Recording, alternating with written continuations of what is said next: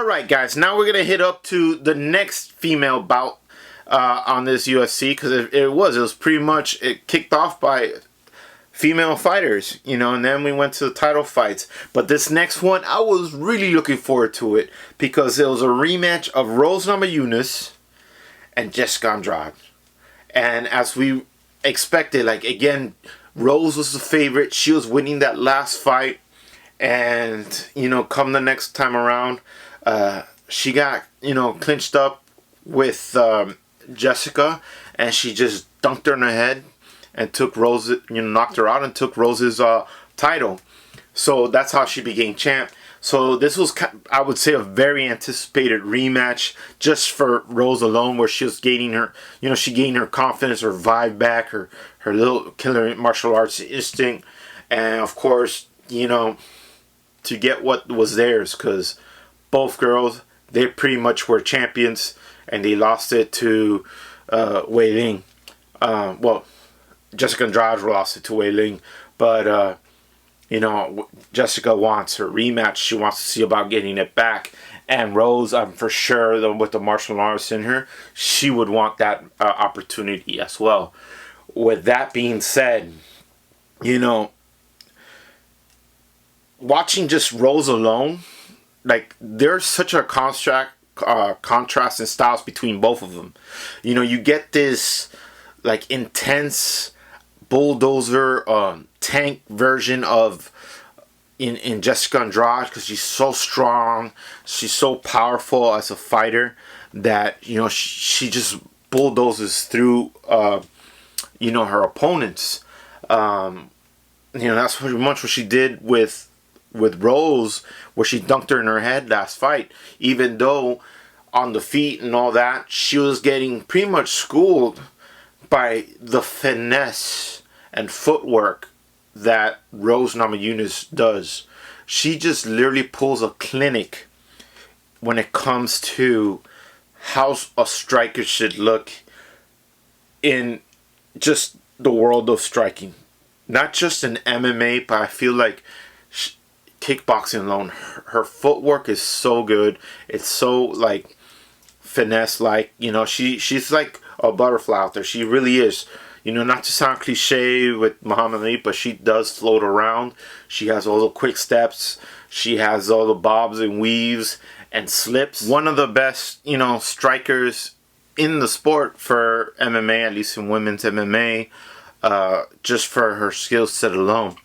A lot of it, you know, can be credit to her natural talent.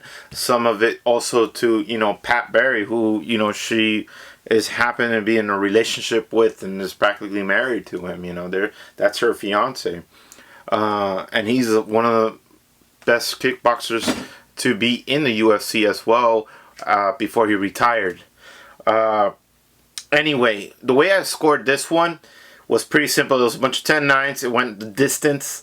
You know, the first round, the second round, it was all Rose Namajunas in my book. It was a 10-9 for both.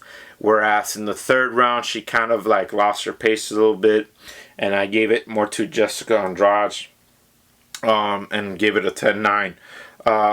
For the reason so is Andrade started bringing out her power towards the end of the second round, and it started shifting over, and she started going to her old ways of being more of that whole bulldozing thing. So yeah, she just continued that onslaught of her power, and it started showing it. She was a bit of a late starter for this fight, but it was a little too late, especially for the second round, where she could have possibly stolen it for some judges, which I'll get to later.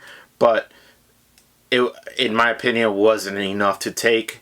It was still just Rose's round, and that's why I gave the second round to Rose. Coming to the third, it was all mostly Jessica. Rose was, you know, avoiding some of the damage, but it went from the pretty strikes from Rose to the brawling, I'm gonna take your head off style of Jessica Andrade, where she just was showing her power instead of, the peppering and lights, sticking moves, combinations, that Rose will tend to do, because she's kind of like almost a volume puncher. In addition to that, takedowns were locking in. Rose also went for one too. She went for a takedown, so that was cool to see from her. But she was reversed, and then both ladies got up. So the cool thing is, like, it felt like Rose was like, "Oh, you took me down. Watch, I can show this," which is something you normally sometimes don't expect from her. She's got good groundwork. She's a brown belt in jiu-jitsu. She comes from a great camp too. But when you think of Rose Namajunas, sometimes you think of her great strikes. You think of Pat Barry and his awesome kickboxing skills. You don't think at first, oh, Rose is going to take her down and submit her, which she does. She has submission wins too, but you think more of the strikes. So the fact that she lets that kind of happen, and they bite in like, oh, she's not going to take me down, I'm just going to dodge a black belt and this and that. She's a powerful wrestler. She ain't going to be taken down by Rose. Guess what? It happened. So that was a cool thing to see. The official decisions on this one, even though it was such a sensational fight, it felt very close, especially because in that second round things started to shift. We had this decision. I have it written here. It was a 29-28 for Jessica, then two 29-28s that went to Rose. And that's why I felt, no matter what, I think my scores, I didn't see the official numbers or the breakdowns on the judge sheets, but I feel that that's what it went. The first for Rose, the second one was the decision maker, and then the third round was clear for Jessica. So that's how it pretty much is. So whoever took that second round was going to decide, was the victor. And that's what, this judge thought. I agreed with two of them. One disagreed with me. I agree with the other two more than that one guy that, possibly was the one that had all these crazy scores throughout the event too. Because that's something that kind of bothered me is, there's always that one guy, and he's very consistent.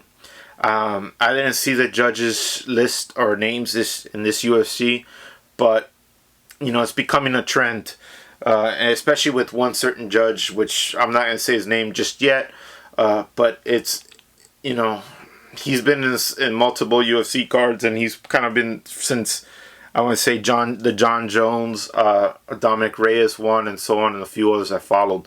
So here, there's the decision maker. All right.